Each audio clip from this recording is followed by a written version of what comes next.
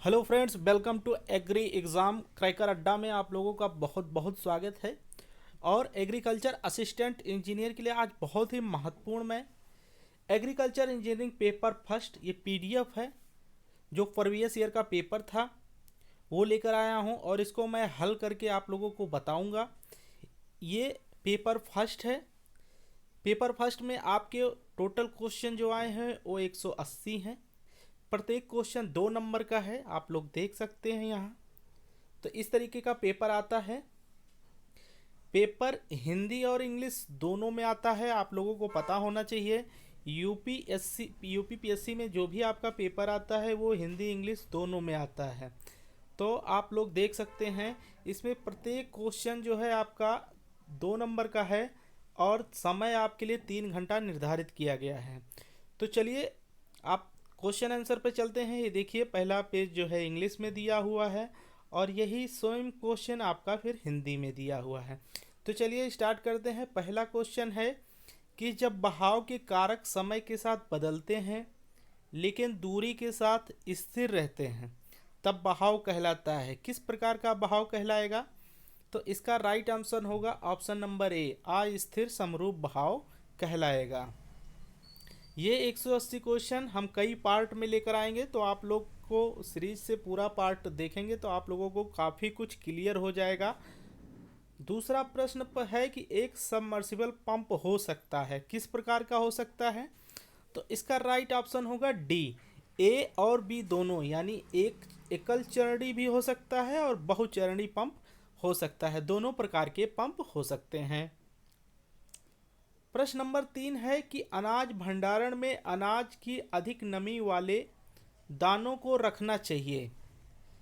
किस प्रकार के संरचना में रखना चाहिए? हवाबंद संरचना, हवादार संरचना में, पक्की कोठी में या बंद कमरों में? तो प्रश्न नंबर 3 का राइट ऑप्शन है ऑप्शन नंबर बी, हवादार संरचना में रखना चाहिए। नेक्स्ट प्रश्न है प्रश्न नंबर 4 कि आमतौर पर भारतीय खाद्य निगम भारत में भंडारण के लिए सर्वाधिक प्रयोग होने वाला स्टोरेज बनावट है, किस प्रकार का है? तो प्रश्न नंबर 4 का राइट ऑप्शन है ऑप्शन नंबर बी, सीएपी भंडारण। आप लोग पूरा एक नोट्स बना लीजिएगा, जितने प्रश्न मैं दूंगा तो आप लोगों को काफ़ी कुछ क्लियर हो जाएगा। प्रश्न नंबर 5 है कि पानी का घनत्व होता है। तो पानी का घनत्व कितना होता है? पानी का घनत्व होता है मित्रों 1000 किलोग्राम प्रति घन मीटर, और इसको अगर ग्राम सीसी में बदलेंगे तो 1 ग्राम सीसी हो जाएगा।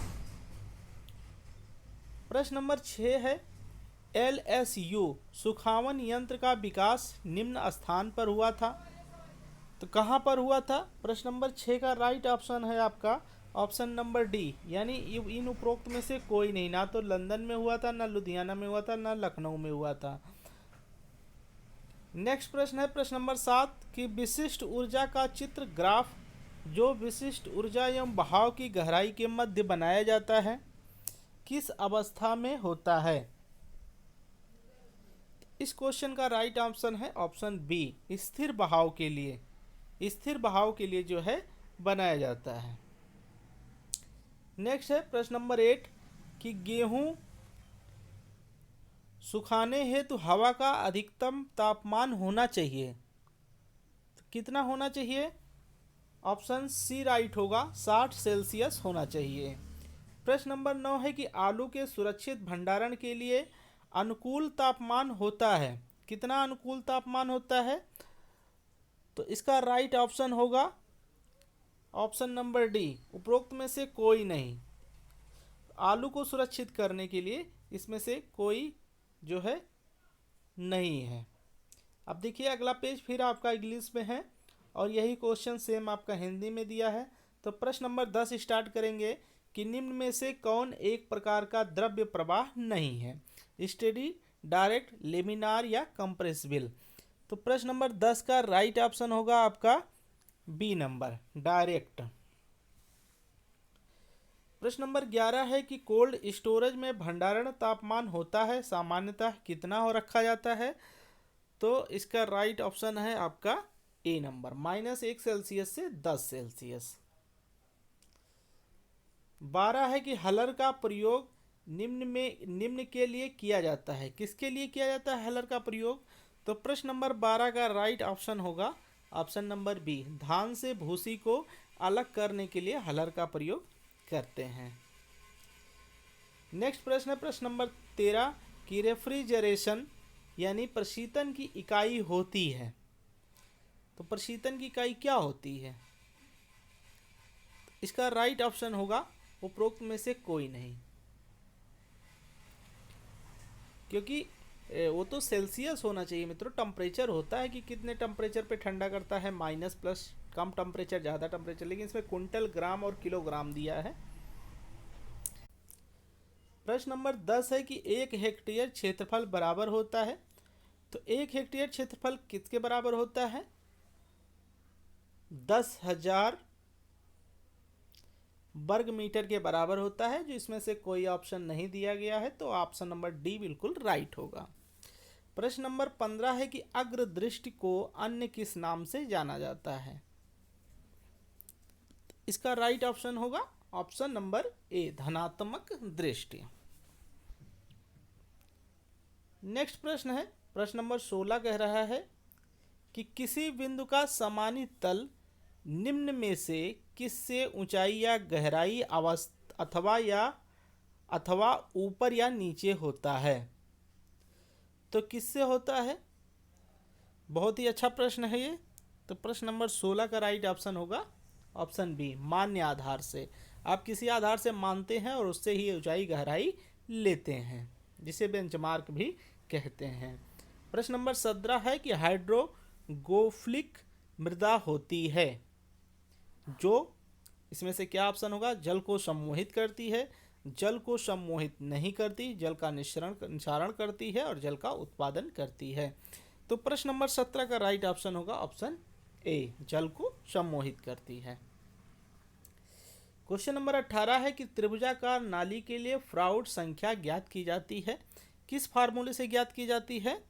तो इसका राइट ऑप्शन होगा ऑप्शन ए, F=V√2/√GY।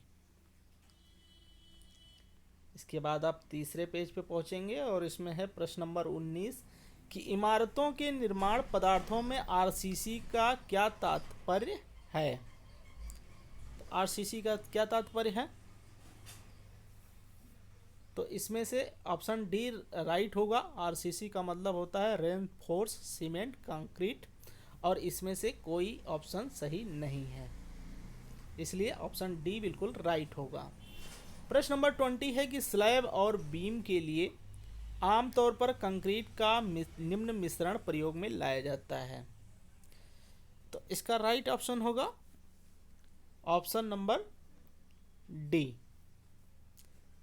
स्लैब और बीम के लिए जो है इसमें से कोई नहीं प्रयोग किया जाता है। क्या प्रयोग किया जाता है? 1, 1.5, 3, जिसको आप M20 बोलते हैं। स्लैब के लिए M20, M25, M30, जिस हिसाब से लोड हो उस हिसाब से स्लैब का डिज़ाइन किया जाता है, और बीम का, जबकि ये आपका PCC में यूज हो जाता है सारे। चलिए नेक्स्ट प्रश्न देखते हैं। प्रश्न नंबर 21 कि एक लेमिनार पटलीय प्रवाह संबंधित होता है। किससे संबंधित होता है? तो इसका राइट ऑप्शन होगा ऑप्शन नंबर डी, उपरोक्त सभी से। धीमी प्रवाह गति से भी, द्रव का बिना किसी अंदरूनी मिश्रण के आगे बढ़ने से भी, एडिज भौर की अनुपस्थिति से। प्रश्न नंबर 22 है एक समान भाव यूनिफॉर्म फ्लो घटित होता है। किस पर घटित होता है? तो 22 का राइट ऑप्शन होगा ऑप्शन नंबर ए, एक झुकी हुई अवनलिका जिसका तल का ढाल स्थिर है। 23 है कि मैनिंग्स रक्षता गुणांक यानी रफनेस कोफिशिएंट का मान घटता है। कब घटेगा? जब ऑप्शन बी, पानी के बहाव की गहराई बढ़ने से घटता है। 24 है क्रांतिक प्रवाह की स्थिति में वेग शीर्ष यानी वेलोसिटी हेड निम्न के बराबर होता है। किसके बराबर होगा? तो इसका राइट ऑप्शन होगा ऑप्शन नंबर ए, पानी के प्रवाह की आधी गहराई के। 25 है कि गतिक श्यानता यानी डायनेमिक विस्कोसिटी की बीमा होती है। कितनी होती है? तो 25 का ऑप्शन ए बिल्कुल राइट है, ml के पावर -1 t के पावर -1। 26 है कि बर्नौली का समीकरण निम्न में लागू होता है। तो बर्नौली का समीकरण किस पर लागू होगा? 26 का राइट ऑप्शन क्या होगा? आप लोग भी अपने आप देखते रहिए और सोचते रहिए। घर्षण रहित स्टेडी बहाव में।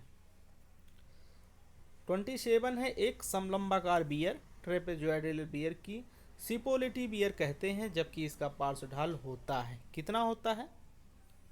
तो इसका राइट ऑप्शन आपका होगा option number A, 10 theta by 2 equal to 1/4।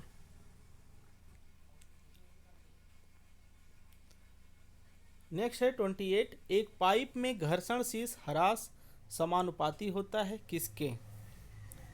तो इसका राइट ऑप्शन होगा ऑप्शन ए, पाइप की लंबाई के। दोस्तों अगर वीडियो अच्छा लगे तो लाइक ज़रूर करिएगा और अपने मित्रों के साथ भी शेयर करिएगा, क्योंकि जो प्रीवियस ईयर का पेपर है ये भी मैं सॉल्व करा दूंगा। इसके बाद भी मैं अच्छे अच्छे क्वेश्चन लेकर आऊँगा जो कि आपकी परीक्षा के लिए बहुत ही महत्वपूर्ण है। चलिए 29 देखते हैं कि प्रवाह मापी का प्रयोग क्या ज्ञात करने के लिए किया जाता है। तो प्रवाह मापी जो है भाव के वेग के लिए किया जाता है। 30 प्रश्न है, अवस्राव बल हमेशा कार्य करता है। तो अवस्राव बल किस पर कार्य करता है? तो इसका राइट ऑप्शन होगा बहाव की दिशा में। तो इस वीडियो में मैंने जो है टॉप 30 प्रश्न को सम्मिलित किया है। बाकी मैं नेक्स्ट पार्ट में लेकर आता रहूँगा, छोटे छोटे वीडियो बनाऊँगा ताकि आप लोगों को देखने में दिक्कत ना हो। चलिए दोस्तों मिलते हैं नेक्स्ट वीडियो के साथ, तब तक के लिए thank you so much, thanks for watching my video.